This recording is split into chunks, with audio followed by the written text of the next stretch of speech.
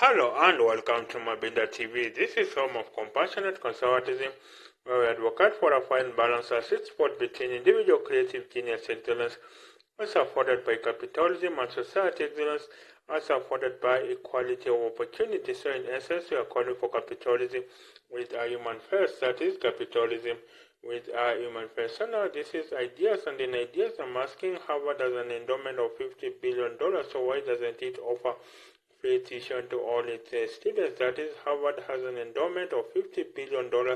So why doesn't it offer free tuition for all its students? Of course, Harvard is the richest university in the world. It has an endowment fund that some small countries even don't have in terms of their GDP, such as Rwanda, I guess. So you can imagine the kind of money Harvard has. So why doesn't it offer free tuition to all its students? Some say, first of all, this endowment fund is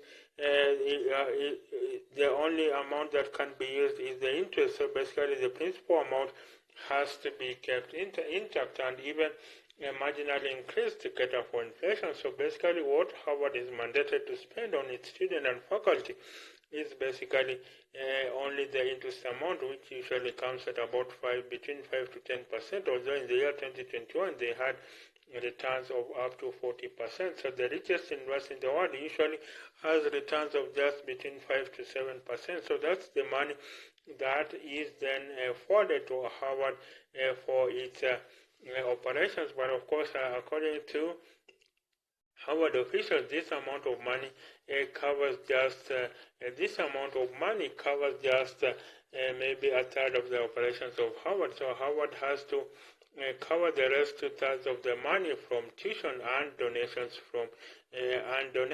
although of course owing to the anti-Semitism stance, some argue growing anti-Semitism on Harvard campus. You have Harvard gift officers being worried that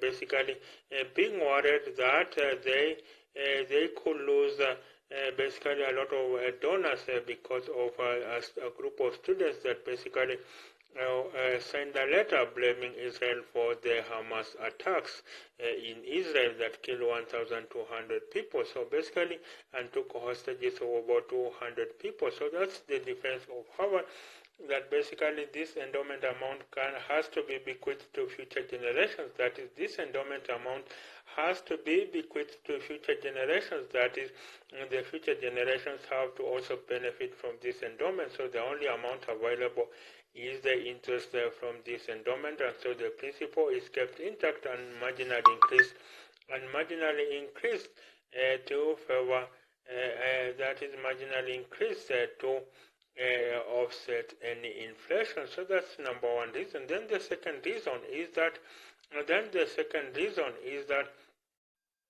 basically this is not just one whole endowment. All this $50 billion is not just one endowment, and that it consists of about 10,000 endowments. And someone that has, for instance, donated to cancer research does not want that money to go to scholarship, for instance, for minorities. So basically, they would want that money, all of it, to go to maybe cancer research or building a lab wing. Someone that has donated to building a lab wing at Harvard, basically they expect that money cannot be used for tuition. Although some benefactors, some donors really don't have any conditions attached to the aid. Of course, you have the School of Science being renamed Kenneth Griffin. I think he donated one of the largest donation amounts to Harvard, that is $300 million. But I think most of the donations from the alumni are about maybe just $10,000 or thereabouts. And I think one of the accusations of Harvard is that basically it has made it compulsory that students, not compulsory but attractive, that students pursue careers that are going to rake in a lot of money, careers in high finance and consulting. So basically, so that these people can then come back as alumni and donate back to Harvard. Of course, some say the sole reason Harvard exists is not even for the academics, but rather to turn out one successful alumni after another, so that when they come for that 25th reunion, and then basically when they come for that 25th reunion, then basically Harvard will be at a good place.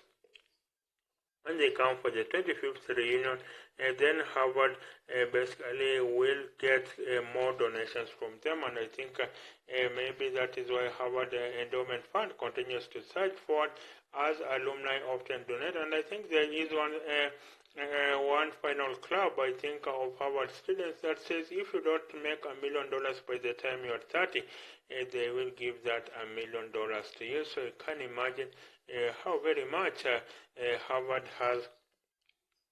You can imagine how very much Harvard has basically turned out to turning successful alumni after another, so that they can in turn come back and donate to Harvard. So this has been the ideas for now, where I have looked at how is it that Harvard has an endowment of $50 billion, but yet does not provide a free tuition to all its students. So this is again Mabinda TV. This is home of compassionate conservatism, where we advocate for a fine balance, a sweet spot between individual creative genius excellence as afforded by capitalism and society excellence as afforded by equality of opportunity. So in essence, we are calling for capitalism with a human first, that is capitalism with a human first.